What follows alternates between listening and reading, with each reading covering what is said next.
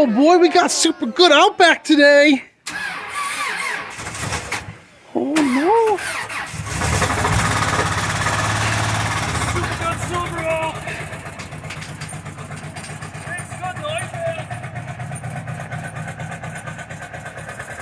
Super good steel fogger.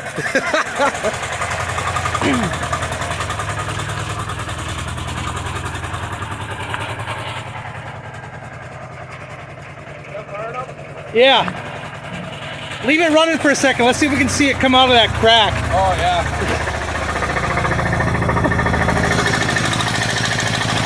Oh my gosh.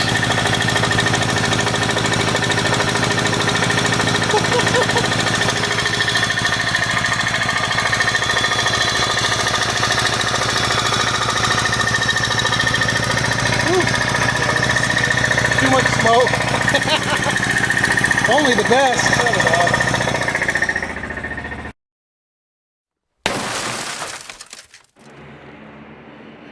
Good evening, or morning, or midday, whenever you're watching. Evening for me. Tonight we are going to work on this 2013 Subaru Impreza Limited wagon. I've had this car for a little while now. Bought it from the original owner. It currently has... Oh, that's blank. 192,488 miles. I bought it with 189,000. Sorry about my fingers. And, it's got a little bit of problems and things that shouldn't be, like that. But all in all, the car is actually in pretty decent shape for the amount of miles it has on it. It's got a 2-liter FB20. It's the PZEV. Oh yeah. Partial zero emission vehicle. What does that mean? I don't know. That's locked. It's got the alloys on it. Had almost new tires on it when I bought it. New front brakes. Like I said, all in all, it's in pretty alright shape. Except for this popping out. And it was in a little fender bender. You can see here, here, and this dent here. I pulled this back up and out. And then there's a little bit of damage to the corner of the hood here. And then this corner, it's got a little bit of that rot going on. But the car was relatively cheap. It runs fantastic. And I'm going to use it most likely for, you know, Uber, Lyft, rides, dog transports, you know, all sorts of non-glamorous type stuff. I know what you're thinking. Well, what about the black Impreza? Where's the black Impreza? Well, I sold it. I thought my dog was going to need surgery. And I was always joking, like, well, if I sell the car, she won't need surgery, she'll be fine. If I keep the car, she's going to need surgery because she had bladder stones. Hi, me. Anyway, I sold the car. It was really sad to see that one go. That thing was awesome. And brought my dog Sushi to the vet. And she's totally fine. Just has to be on a special food. But she's good. So, like I said, sold the car. Dog's alright. Well, but I'll take that over the car any day of the week. This one came up after I found out about the good news. And I went and picked it up. Inside is really clean. Get the light on here for you. Oh, it was on. Okay, it's just dark. It's got the leather seats because it's the Limited. I put Husky liners in it, of course, right away. And this is actually a leather equipped car from the factory. You can see it has the door panels with the inserts there. They're in pretty good shape. The steering wheel is leather. I mean, look how nice the front seat is even. They had covers on them that were nasty, but like the bolster isn't worn out. Here it's good. It's not ripped along this bottom edge. The person who owned it was pretty careful, at least about that. Heated seats, display audio. No backup camera, though.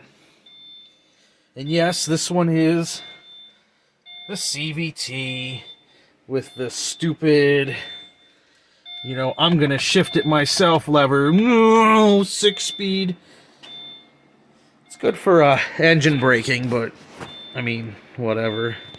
I installed that phone mount there, this backup camera there, and passenger seat's nice.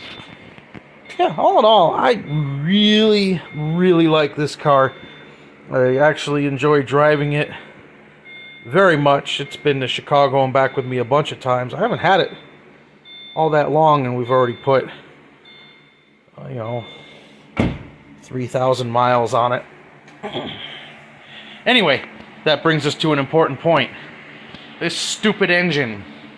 It runs great, but what it's not good at is keeping oil in itself. It doesn't really leak. You know, the engine is pretty clean, but it consumes, and it consumes quite a bit. So today, it's due for its oil change after I've added, like 4 quarts of oil during that 3,500 miles, or, 5,000 mile interval, which, I didn't have it for the whole time. So we are going to try an experiment. Alright, so we have some Castrol Edge Eurocar.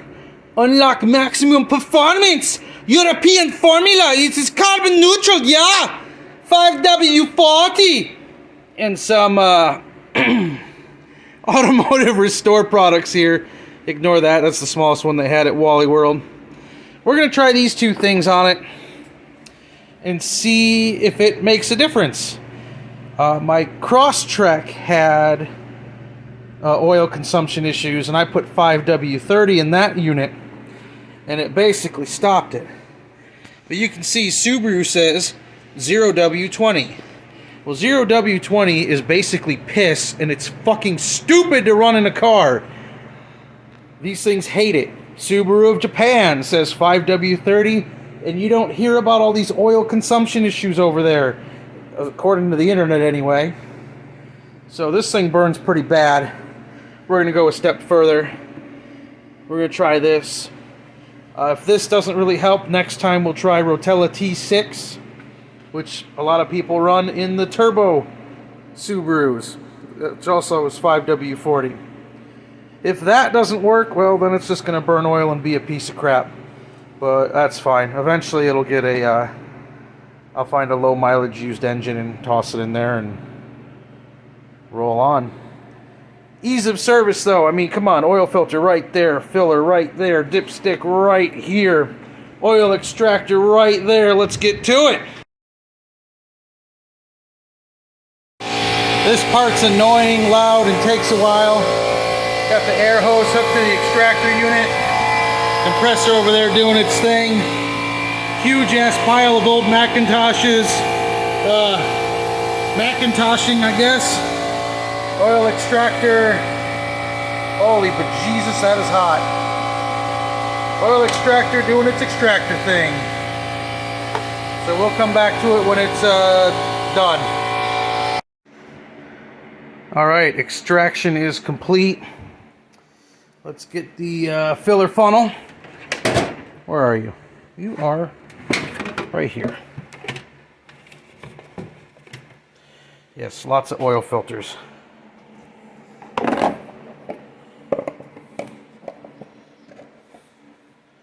There we go.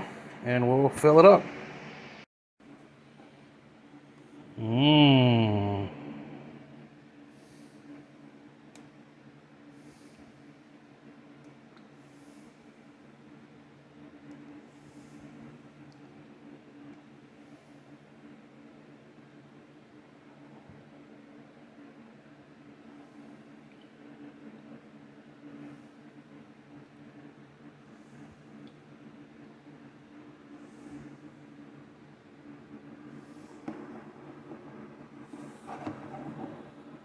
Oh, this bottle's kind of big.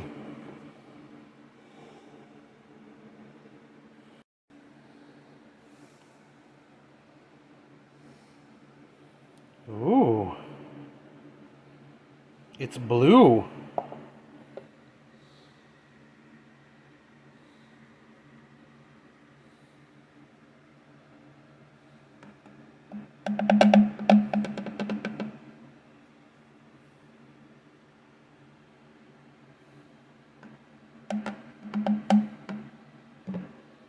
I can sit there for a little bit.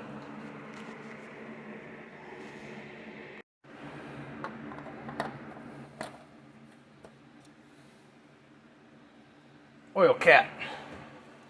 Filter wrench.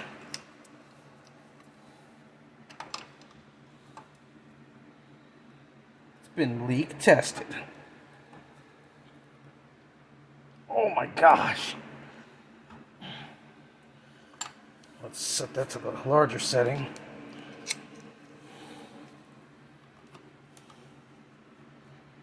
Nope. Sorry, I needed 2 hands for that. Alright. Freaking repair shops, man. That thing was on there. Tight. Here's the old filter. Set that down for a second. So, for the new filter, we got OEM Subaru, made in Japan. These are the good filters. Unboxing! Horrible camera footage. In an ironic twist of fate, I stopped recording while I was unboxing. Shit! Oh well, there's the filter. It's on there. Subaru Japan OEM filter. This is what came on the car when they built it. Not that blue Honeywell Fram shit they sell on the dealers here. Oh, stupid phone. I need an actual camera instead of this piece of junk. Alright, so, quick checklist. Oil installed, cap installed, filter installed, dipstick re-dipsticking, and no tools left under the hood. Alright, let's start the engine for a second and check the level. Alright.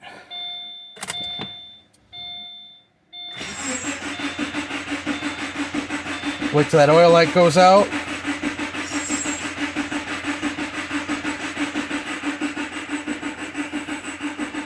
It might not go out while it's cranking. Oh, there it goes. All right, good. So on this car, if you put your foot to the floor and crank it, it won't fire the... Copyright. It won't fire the injectors. That way we can prime it at low speeds like that. Now. Oh. She sounds so good.